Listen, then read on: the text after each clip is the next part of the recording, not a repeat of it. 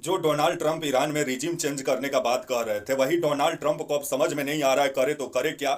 क्योंकि आपका आगे में भूमध्य सागर और पीछे में आपका जो है अरब सागर है।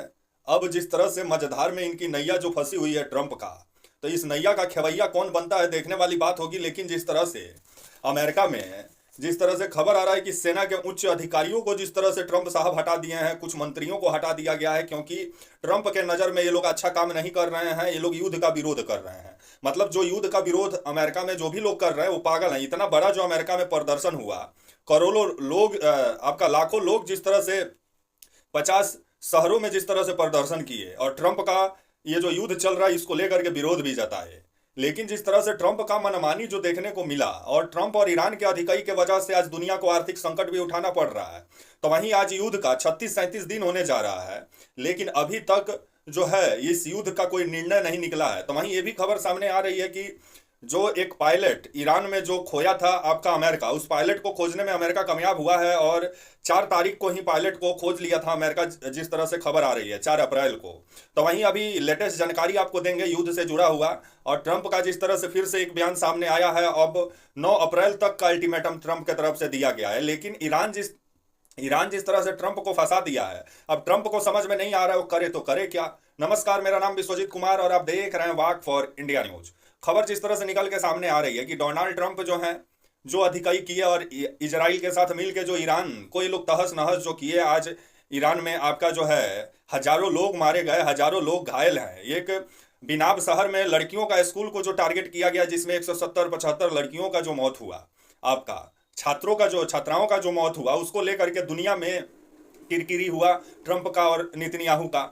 लेकिन जो ईरान को ये लोग हल्का में ले रहे थे, वही ईरान इतना भारी पड़ा। ये लोग सोच रहे थे कि ईरान के जो ऊपर के जो नेता हैं उनको मार करके हम लोग ईरान में आसानी से रिजिम चेंज कर देंगे। लेकिन ऐसा कुछ हुआ नहीं, क्योंकि ईरान जो है उसका जो शक्ति है वो बटा हुआ है। क्योंकि पूरे पूरे तरीके से जो शक्ति है वो आपका ऊपर के नेताओं के पास शक्ति तो है, लेकिन जो आपका फैसला लेने का शक्ति है वो नीचे के अधिकारियों में भी है। जिस वजह से आज ईरान टिका हुआ है युद्ध में, क्योंकि ईरान में एक आदमी फैसला नहीं लेता है, फैसला एक नीचे स्तर का भी व्यक्ति ले सकता है ईरान में जो अधिकारी है।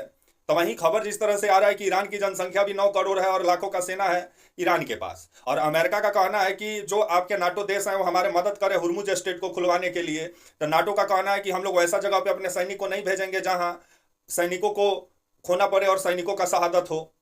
तो अभी जिस तरह से ट्रंप अलग थलग पड़े हुए हैं और हुर्मुज स्ट्रेट को लेकर के हर दिन ईरान को जिस तरह से मतलब चेतावनी दे रहे हैं कि ईरान जो है अगर नहीं मानेगा तो ईरान का सबसे बड़ा पावर प्लांट पे हमला होगा, जो आपका अम, ईरान की जो राजधानी है तेहरान वहाँ है। तब आने वाला समय बताएगा कि ट्रंप क्या चाहते हैं, क्योंकि इजराइल जो ट्रंप को फंसाया और दामाद के चक्कर में पड़ के ट्रंप जिस तरह से अभी पूरे तरीके से फंस गए हैं, तब आने वाले समय में देखा जाए इस मझधार जो बीच समंदर में फंसा हुआ है नाव ट्रंप का, तो ये कैसे निकलता है देखने वाली बात होगी। तो वहीं मध्यस्थता का भी बात बीते दिनों हुआ कि पाकिस्तान करेगा, लेकिन ये मध्यस्थता बस मध्यस्थता बन के रह गया। अब ईरान का कहना है कि हम बात तो नहीं करेंगे और जितने खाड़ी के देशों में अमेरिका का एयर बेसेस हैं उनको धुआं धुआं करेंगे। अभी दुबई धुआं धुआं हुआ पड़ा है, आपका जो है बहरीन का वही हाल है, कतर का वही हाल है, ओमान का वही हाल है। जहां जहां अमेरिका का एयर बेसेस हैं उसको जिस तरह से ईरान निशाना बना रहा है। और इसराइल का तेल अवीव से लेकर के कितने शहर, ईरान की राजधानी तेल अवीव को जिस तरह से खंडहर बनाने पर लग गया है। और ये भी खबर आ रहा है कि इसराइल में भी सैकड़ों लोग मारे गए हैं और आपका सैकड़ों लोग घायल हैं। आपका अमेरिकन सैनिक भी मारे गए हैं खाड़ी देशों में, जिनकी तादाद 30-35 बताई जाती है। अब जिस तरह से खबर आ रहा है कि डोनाल्ड ट्रंप जो हैं इस युद्ध के जो मतलब जो आर्मी चीफ थे, उनका कहना था कि ये युद्ध का सही समय नहीं है, जिसके बाद खबर आया कि आर्मी चीफ को ही हटा दिए।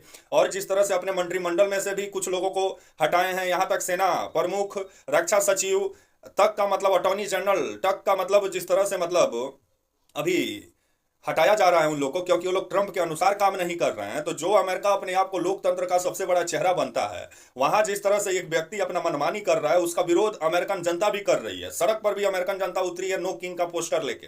लेकिन ट्रंप कहाँ मानने वाले हैं। ट्रंप का कहना है आप ईरान पे कब्जा करेंगे और ईरान का तेल को बेचेंगे। और खबर आ रहा है जिन मतलब मंत्रियों को हटाया गया है, आपका क्रिस्टी नोएम को हटाया गया है जो होमलैंड सिक्योरिटी इंचार्ज थे, इनको हटा दिया गया है। आपका पैम बॉनिट को हटाया गया है जो अटॉर्नी जनरल थे। आपका हॉर्ड लुटकिन को हटाया गया है जो वाणिज्य सचिव थे। आपका लोरी डेरमर को हटाया गया है, जो श्रम मतलब हटाने वाले ये भी हट सकते हैं जो श्रम सचिव हैं।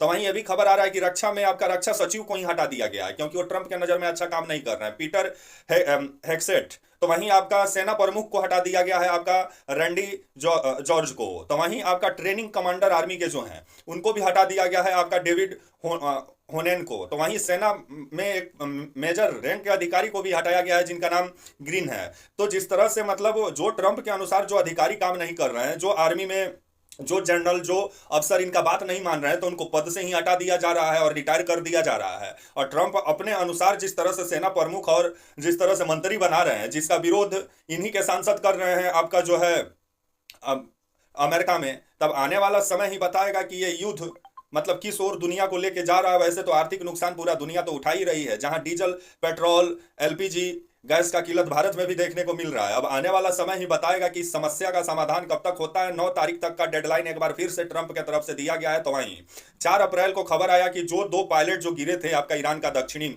हिस्से में, और जिस तरह से खबर आया कि एक पायलट को तो तुरंत बचा लिया गया और दूसरे पायलट को लेकर के जो सर्च ऑपरेशन अमेरिकन वायुसेना के द्वारा जो चलाया गया वो आपका 4 अप्रैल को खत्म हुआ। जहां 4 अप्रैल को एक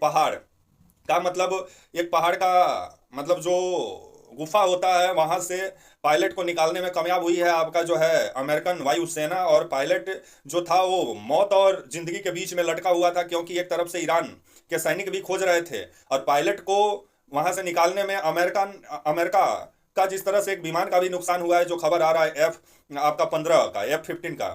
तो वहीं आने वाला समय ही बताएगा। और पायलट को सुरक्षित निकाल लिया गया है, जो खबर आ रही है 4 अप्रैल को ईरान का दक्षिणी पहाड़ी इलाके से। अभी वो पायलट का स्थिति बेहतर बताया जा रहा है, कुछ चोट लगी है, उसकी जानकारी अभी सार्वजनिक नहीं किया गया है अमेरिका के द्वारा। तो वहीं आने वाले समय में इस युद्ध को लेकर के ईरान का कहना है कि अमेरिका तो युद्ध शुरू किया लेकिन खत्म ईरान करेगा। ईरान का सर कट गया है, लेकिन धड़ जिस तरह से लड़ रहा है और अमेरिका को जिस तरह से मतलब इस युद्ध में फंसा दिया है ईरान, जो अमेरिका 2 दिन में रिजीम चेंज करने का बात कह रहा था, वही अमेरिका अब हर दिन अल्टीमेटम ट्रंप के तरफ से दिया जाता है, कभी 48 घंटे का, कभी 6 दिन का, कभी 5 दिन का। अब 9 अप्रैल तक का अल्टीमेटम दिया गया। अगर 9 अप्रैल तक हुर्मुज स्ट्रेट को नहीं खोलता है ईरान, तो उसके पावर प्लांट पे हमला होगा। जिसके बाद ईरान भी कहा है कि अगर पावर प्लांट को छुए तो खाड़ी देशों को बूंद बूंद के लिए तरसा देंगे, और जितने पानी के मतलब जो भी प्लांट पानी रिफाइन करते हैं आपके खाड़ी देशों में समुद्र के किनारे लगे हुए हैं, उन प्लांटों पर फिर ईरान के द्वारा हमला किया जाएगा। तो ये युद्ध जिस तरह से बेकरार रूप ले रहा है, और ट्रंप के मनमानी और इजराइल के मतलब मनमानी की वजह से ये युद्ध शुरू हुआ। आज जिस तरह से दुनिया में जिस तरह से ईंधन का किल्लत जो हो गया है, यहाँ तक भारत में भी कमर्शियल गैस का दाम बढ़ी गया है, कमर्शियल डीजल का दाम बढ़ी गया है 22 रुपया। तब आने वाला समय ही बताएगा कि ये युद्ध दुनिया को किस ओर ले जाता है। आज आपका युद्ध का 36-37 दिन हो गया, दोनों तरफ से गोला बारूद खूब चल रहा है, लेकिन जो आम जनता को जो नुकसान उठाना पड़ रहा है उस पर किसी को ध्यान नहीं है। लाशें दोनों तरफ से बिछाई जा रही हैं, लेकिन लाशों पर बैठकर कौन अपना शक्ति को बेहतर बता रहा है वो आपको भी तो नजर आ रहा है, वो अमेरिका है, क्योंकि लाशों पे तो चढ़ के महाशक्ति बना है अमेरिका। तब तक के लिए आप मुझे इजाजत दीजिए, और आप हमारे channel walk for India news को प्लीज लाइक और सब्सक्राइब और शेयर करना ना भूले। तब तक के लिए नमस्कार, जय हिंद, वंदे मातरम।